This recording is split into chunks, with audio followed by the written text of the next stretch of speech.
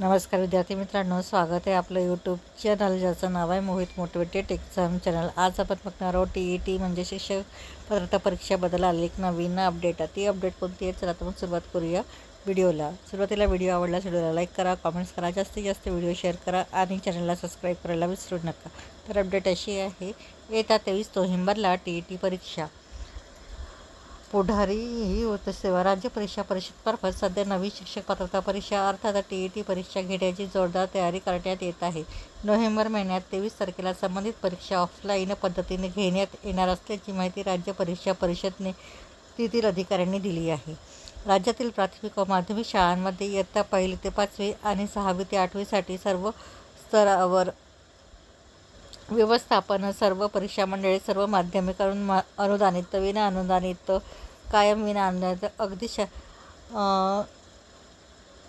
इत्यादी शाळांमध्ये शिक्षण सेवक शिक्षक पदावर नियुक्तीसाठी उमेदवारांना TET उत्तीर्ण होणे अनिवार्य आहे। त्यासाठी परीक्षा परिषदेकडून दरवर्षी संबंधित परीक्षा ऑफलाईन पद्धतीने घेण्यात येत आहे। TET परीक्षेचा अर्ज उमेदवारांना ऑनलाईन भरावा लागणार आहे, परंतु संबंधित अर्ज भरत असताना त्यांना अडचणींना सामना करावा लागतो। त्यामुळे अर्ज बिनचूक असावा यासाठी सर्व काळजी घेण्यात येत आहे। येत्या काही दिवसांमध्ये TET परीक्षेचे अर्ज भरण्यापासून ते परीक्षेपर्यंतचे संपूर्ण वेळापत्रक जाहीर करण्यात येणार आहे। परीक्षा घेण्यासाठी किमान 2 महिने आधीपासून सर्व तयारी सुरू करावी लागते। परीक्षेची रीतसर जाहिरात प्रसिद्ध करणे, उमेदवारी अर्ज मागविणे, अर्ज तपासणे, प्रश्नपत्रिका तयार करणे, प्रवेशपत्र वाटप करणे, बैठक व्यवस्था सज्ज ठेवणे या सर्व प्रक्रियेसाठी हा कालावधी देण्यात येत असतो। त्यामुळे सप्टेंबर महिन्यात वेळापत्रक जाहीर केले तरच नोव्हेंबर महिन्यात परीक्षा घेणे शक्य होणार आहे। नोव्हेंबर महिन्यात 16 आणि 23 अशा 2 तारखा परीक्षा परिषदेने काढल्या आहेत। MPSC, UPSC यासह अन्य परीक्षांच्या तारखांची पडताळणी करून शक्यतो 23 नोव्हेंबरलाच परीक्षा घेण्यात येणार असल्याचे परीक्षा परिषदेतील अधिकाऱ्यांनी स्पष्ट केले आहे। तर अनुत्तीर्ण उमेदवारांना संधी, सर्वोच्च न्यायालयाने नुकतेच शिक्षक सेवेत असलेल्या परंतु TET अनुत्तीर्ण उमेदवारांना TET परीक्षा उत्तीर्ण होण्याचे निर्देश दिले आहे।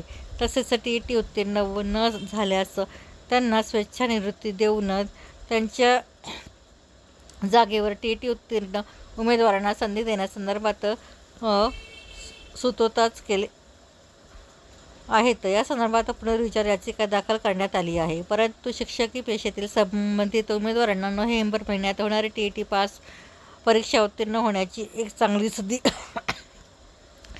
चांगली संधी निर्माण झाल्याने स्पष्ट झाली आहे।